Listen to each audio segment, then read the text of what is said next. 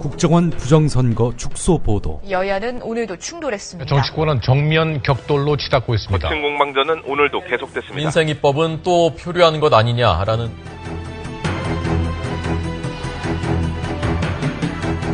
장악당한 언론은 진실로부터 멀어지고 있습니다. 낙담하지 마십시오. 국민TV가 이제 날개짓을 하려고 합니다. 조합원으로 가입해서 위대한 역사를 함께 만들어 갑시다. 미디어 협동조합 국민TV 홈페이지 또는 서울 전화 3144-7737 또는 3144-0933으로 가입하실 수 있습니다. 지금부터는 우리 김용민 PD와 함께하는 조간브리핑 시간입니다. 김용민 PD, 오늘 첫 기사 뭡니까? 예, 동아일보 보겠습니다. 네. 노무현 청와대의 조명균 전 안보정책비서관, 이분이 갑자기 뉴스 메이커가 되고 있습니다. 네. 아무 일도 안 하고 있는데요. 네. 어떤 언론과도 접촉하지 않고 있는데 이분이 왜 뉴스 메이커가 됐느냐. 네. 이분이 작년에 네. 검찰에 나가서 네. 노무현 전 대통령이 이지원 시스템에서 남북 정상회담 네. 회의록을 삭제하라 이렇게 지시했다는 그런 발언을 검찰 가서 했다는 겁니다. 네.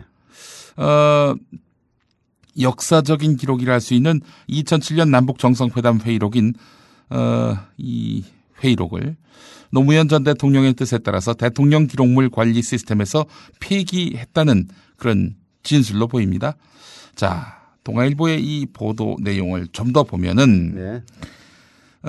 노무현 전 대통령에게 직접 삭제 지시를 받았는데 삭제 작업도 본인이 직접 진행했다 이렇게 진술했다는 겁니다. 여기서 본인은 바로 조명균 비서관인데, 다만 조명균 비서관은 노무현 전 대통령이 회의록 자체를 완전히 폐기하려던 게 아니라 국정원에 한부 보관돼 있다는 것을 감안해서 이지원에서 삭제를 지시한 것이다.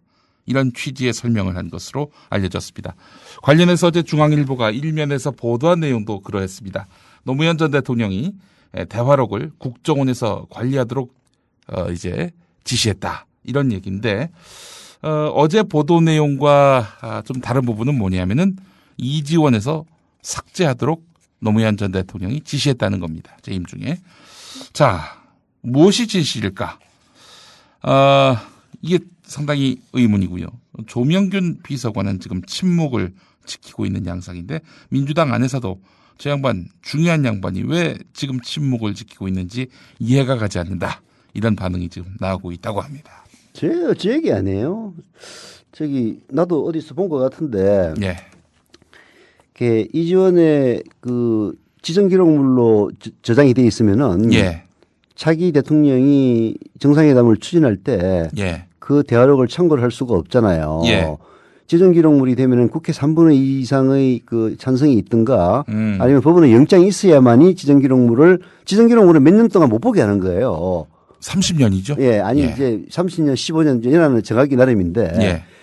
못 보니까 참고가 안 되니까 그래서 이거를 차기 대통령이 남북 대화를 할 때 볼 수 있도록 하기 위해서 그렇게 한 게 아니냐 그런 설명도 어디서 충분히 가능한 설명입니다. 그렇다면 지금 여권이 몰고 가고 있는 논리는 이거 아닙니까?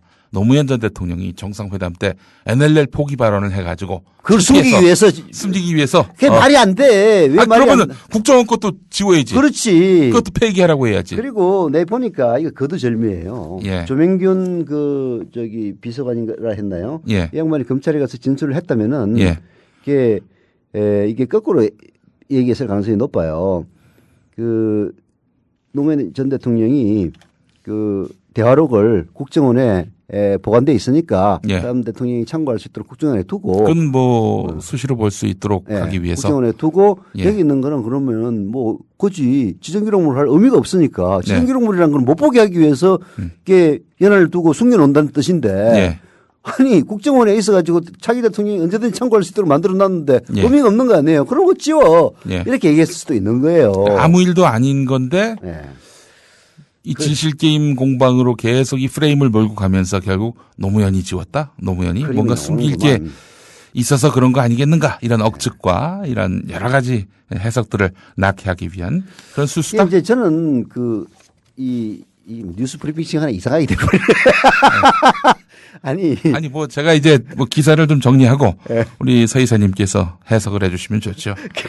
다시 정치 토크가 되는 그런 양상입니다만은. 아니 내가 제일 궁금했던 게 국정원에 한보가 있고 국가기록원에 한보가 있으면은 국정원이 변조가 됐을 경우에 이제 국가기록원과 대조를 함으로써 변조를 막을 수 있다 이렇게 생각을 했었는데 가만히 생각해 보니까 어제 누군가 또 전화 제보를 해주더라고요. 예.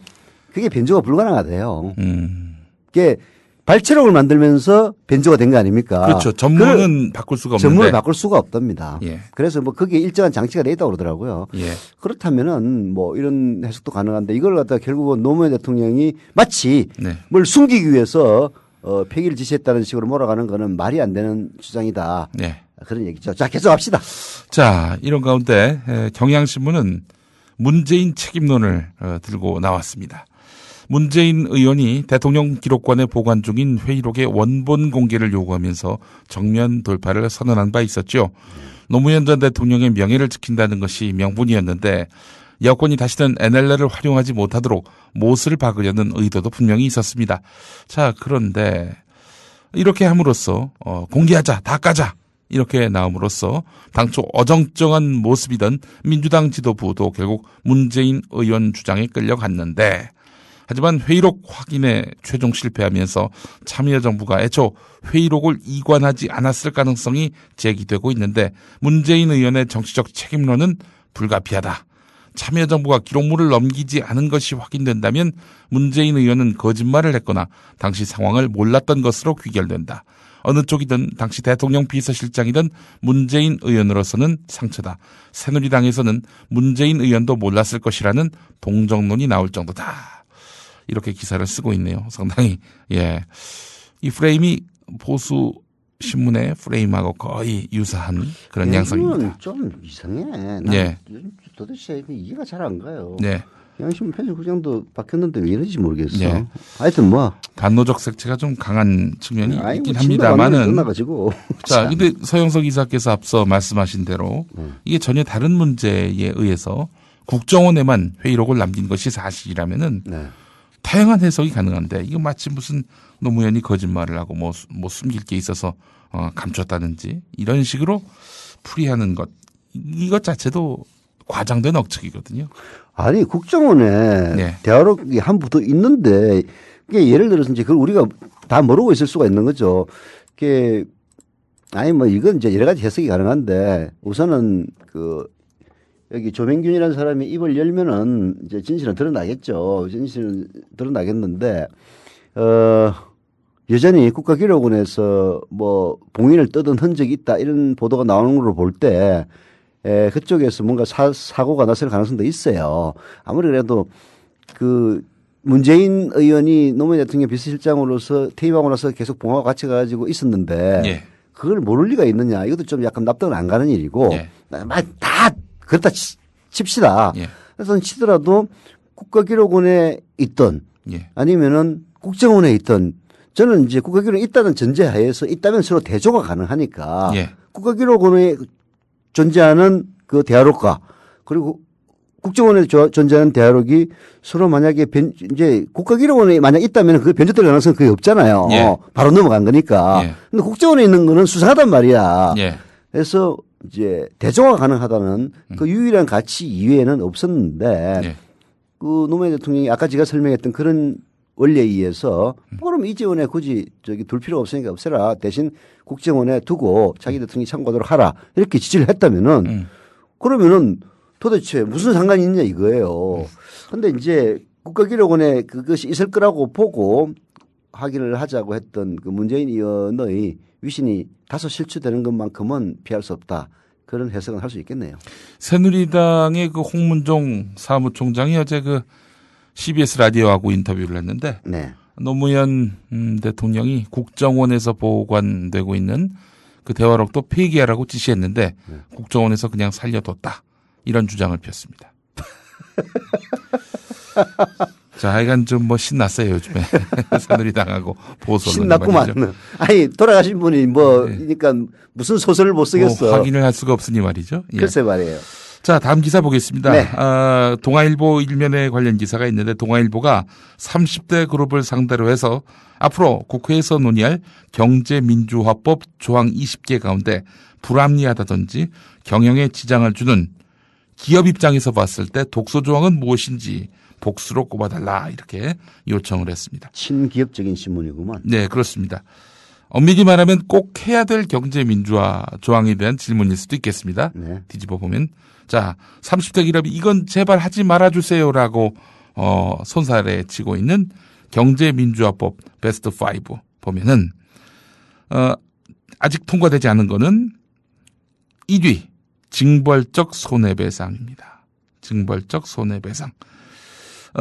이 기업들은 피해액의 3배에서 10배를 배상하게 하는 그 공정거래법 징벌적 손해배상을 가장 두려워하는 것으로 나타났습니다. 그러니까 예를 들어서 뭐 중소기업이라든지 혹은 뭐 협력업체 이렇게 해서 횡포를 보이다가 혹은 뭐 다른 업체에 횡포를 보이다가 결국 손해를 입힐 경우 이럴 경우 큰 기업은 징벌적으로 손해배상을 해야 되는데 그 배상액이 그 피해액의 3배에서 10배가량 된다는 점 기업들을 가장 두렵게 만들고 있는 그런 경제민주화법이라는 겁니다. 2등은 통상임금 개편, 3위는 순환출자 금지, 4번은 집단소송제 도입, 5번은 집중투표제 의무화 이런 겁니다.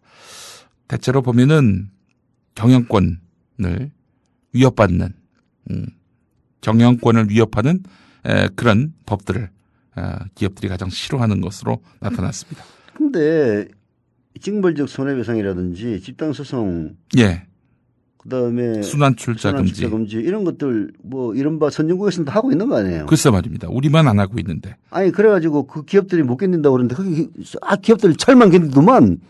우리나라처럼 기업하기 좋은 나라가 없죠. 근데 그러니까 우리나라처럼 기업하기 힘든 나라 없다라고 30대 엄살을 피우고 있는 상태고요. 뽑은 경제민주화 독소주장 톱5가 아니고 예, 이거는 꼭 해야 될 그렇죠. 5네 보니까. 앞서 말씀드린 대로 네. 꼭 해야 될 개혁 입법 베스트 5가 되겠습니다. 이게 제일 먼저 무슨 일이 있어도 징벌적 손해배상은 도입을 해야 되고 예, 순환출자는 절대 금지해야 되고 예, 집단소송제는 반드시 도입해야 되겠네요. 그렇습니다. 네, 그걸 이해하면 되겠습니다. 상반기에 통과된 법 가운데 자기들이 봤을 때 경제민주화법 중에 독소 조항인 것, 상반기에 통과된 것 중에 독소 조항인 경제민주화 법안 1위는 일감 몰아주기 방지, 2위는 징벌적 손해배상 도입, 이게 하도급법이죠. 네. 앞서서 말씀드렸던 하반기에 논의할 예정의 그 징벌적 손해배상은 공정거래법상입니다.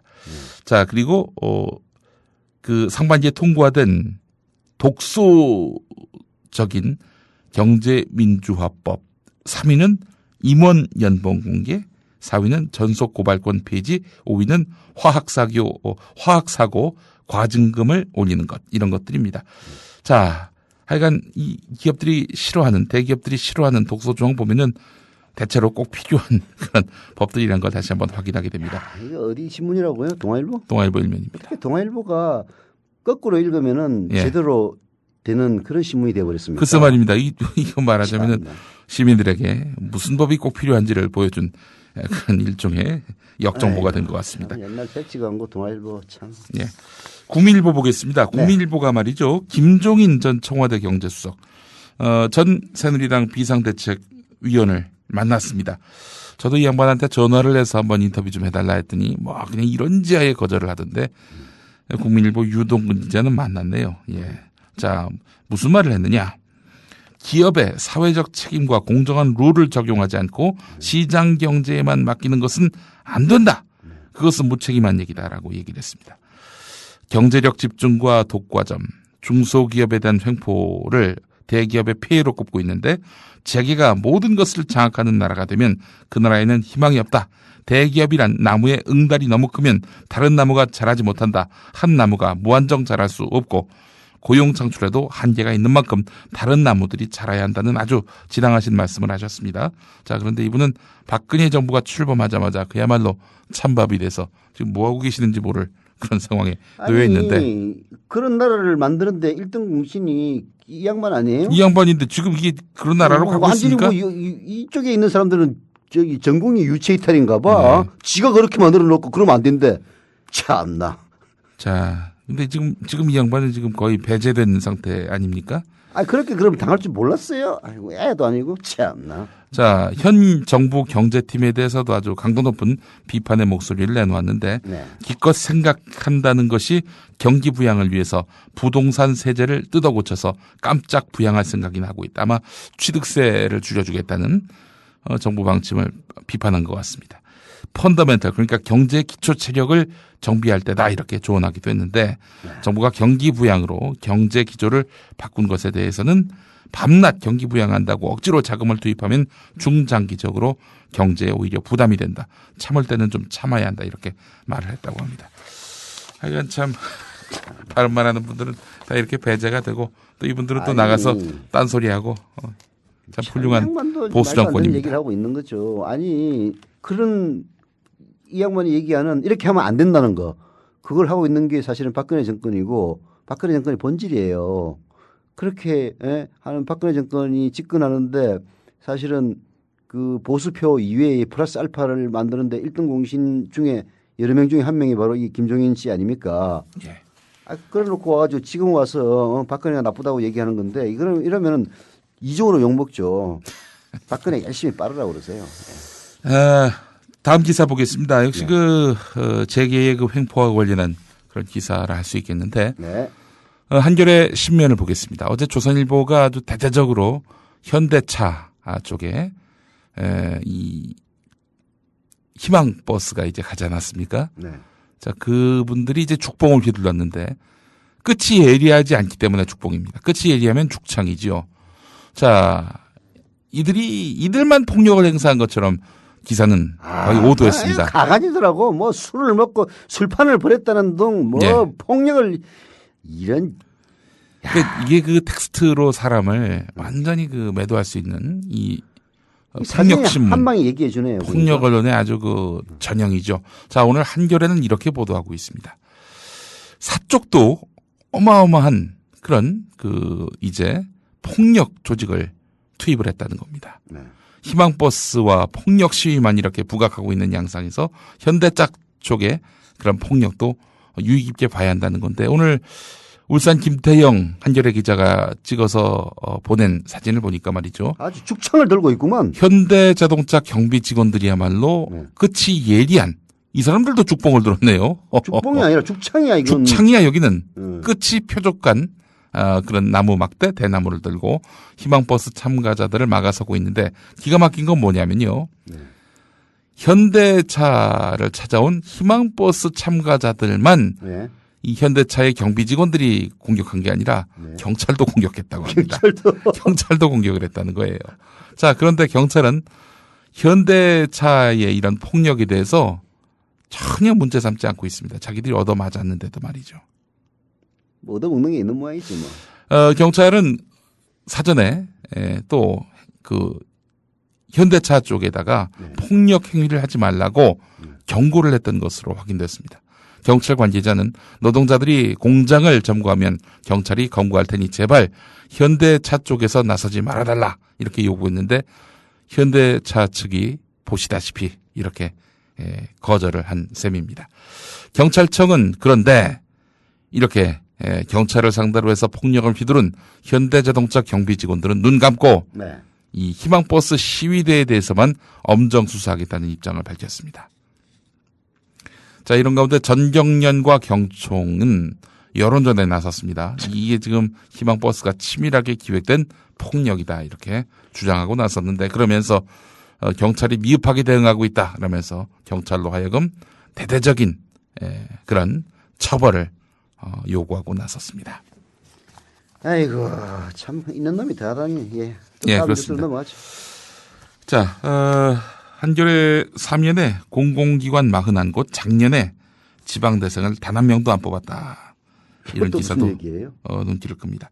공공기관 경영정보 공개 홈페이지인 알리오를 통해서 살펴본 건데 지난해 295개 공공기관의 수도권 지역 인재 채용 인원을 보니까 7,561명인데 네. 전체 신규 채용 인원의 50.9%였습니다. 네. 자, 그런데 지난해 그 공공기관 가운데 네. 이 295개 중 41곳은 지방대생을 한 명도 안 뽑았다는 겁니다. 지방대생과 여성이 차지하는 비중은 이로써 최근 5년 만에 최저치를 기록했다고 합니다. 아니 여자가 대통령도 됐는데 왜 그래? 작년은 남자가 대통령이 시대였습니다. 작년에는 남자가 대통령이었구만. 남성 패권주의자가 아니라 예. 인류가 아니고 설치류였는데. 참나. 예, 계속합시다. 예, 다음 기사 보겠습니다. 조선일보 일면 기사인데 전두환 씨 일가의 그 미술품 구매 중개 역할도 했고요. 네. 뭐 말하자면 비자금 관리인을 했던 사람이 있습니다. 네.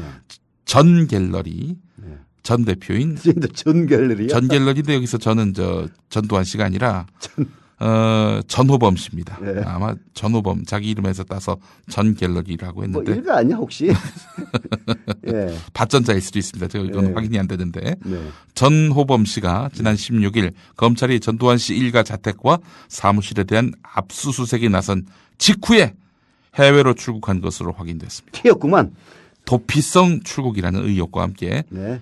귀국이 늦어질 경우 이거 검찰 책임 아니냐. 네. 이런 비판을 받을 수밖에 없을 것이다. 이렇게 보도하고 있습니다. 네.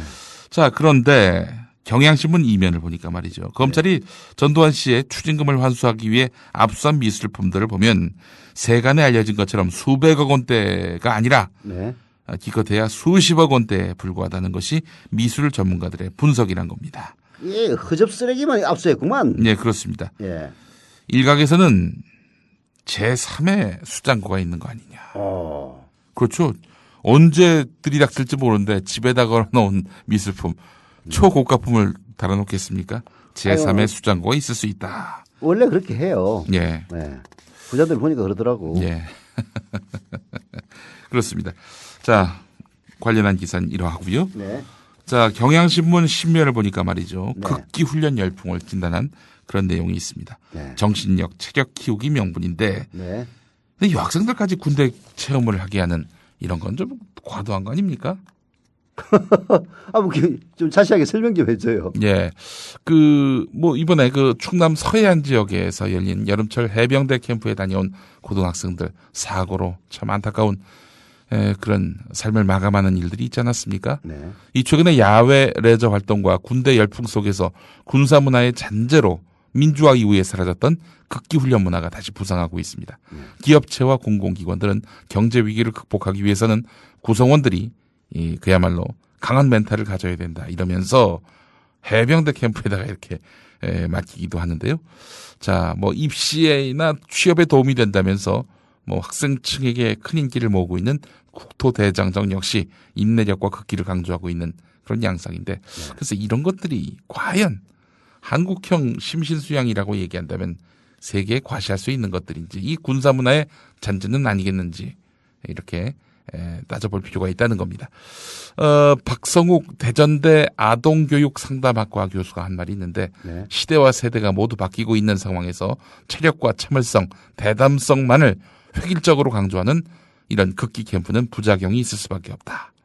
김문조 고려대 사회학과 교수는 경쟁이 치열해지면서 이전에 평가하지 않았던 인내심, 신체적 지구력 같은 이런 부분까지 사회적 평가의 대상으로 확장했다. 그래서 극기 훈련에 참가하게 되고 그 안에서 다시 극기의 정도를 평가하는 그런 사회가 됐다라고 얘기하는데 기존의 점수 계량 같은 평가 방식은 모두 익숙하고 어느 정도 잘하니까 새로운 경쟁 부문이 또 더해진 것이다라는 이야기입니다. 극기까지 이제 경쟁의 도구로 활용되는 참 비참한 상황입니다. 방송 때문인 것 같아. 손게 방송에서 보여주는 거 그건 가짜거든요. 예. 근데 뭐 그럴듯하게 포장해 보여주니까 좋을 줄 알고 가가지고 호되게 고생하고 나오는 거지. 네. 아이고, 참. 글쎄 말입니다. 네. 자, 이 서울신문에 재미있는 기사가 있습니다. 네. 재미있다기보다는 뭐 씁쓸하다 이렇게 봐야 될 텐데 네. 그 남자 아이를 이제 여성 목욕탕에 데려가시는 어머니들이 네. 있죠. 네. 자, 그런데 논란이 많습니다. 10년 전 만 7살에서 5살로 낮췄습니다. 예전에는 뭐 7살까지도 여자 목욕탕에 데려갔었는데 네. 제가 그랬어요. 네, 근데 전문가들 얘기는 2살에서 3살만 돼도 네. 성에 대한 그런 인지가 이루어진다는 것이죠. 그렇기 때문에 더 낮춰야 한다. 이런 목소리가 나온다는 겁니다. 실제로 그 목욕탕에 가시는 그 이 여성분들이 초등학교 저학년생으로 보이는 남자아이들이 와서 막 이렇게 아래 위로 훑어보고 이러는 아주 당혹스러운 상황을 만난 적이 있었다는 겁니다. 네. 자, 그런데 문제는 또 있습니다. 사실은 5살에서 더 낮추면은 맞벌이 가정, 또 한부모 가정 같은 이렇게 아이들을 따로 어디에 맡기기 힘든 네. 그런 가정, 또 아이를 시키긴 시켜야 될 텐데 마땅한 방법이 없는 그런 가정들 있잖아요. 이 가정으로서는 답을 찾기 어렵다는 겁니다. 그렇기 때문에 여러 가지로 참 딜레마다라는 기사가 오늘 서울신문 구면에 있고요. 재밌네. 예. 마지막 기사 하나 더 보겠습니다. 동아일보 13면에 있는 기사인데 네. 대한항공이 올 상반기에만 그 탑승 후에 돌발적으로나 내릴래요. 빨리 가야 돼요. 어디 가야 돼요. 이러는 진상 승객이 부쩍 늘었다고 밝혔다는 겁니다. 올 상반기에만 52건이 발생했다고 하는데 네. 이렇게 되면 다른 승객까지 탑승 수속을 다시 해야 되는 그런 상황이거든요. 네. 뭐 이유도 아주 기가 막힙니다. 남자친구와 통화하다 싸워서 지금 만나러 가야 합니다. 당장 저를 비행기에서 내려주세요. 네. 뭐 이런 분도 있다고 하는데 네. 뭐 술이 덜 깨서 속이 불편해가지고 못하겠다. 뭐 이런 분도 있었다고 하네요. 네. 이러면 안 되죠. 이게 참 공동체 지금 요즘 우리 풍주하고도 예. 다 연관이 있는 거죠. 자기만 아는. 네. 아이고. 예. 자 오늘 여기까지 하겠습니다. 네.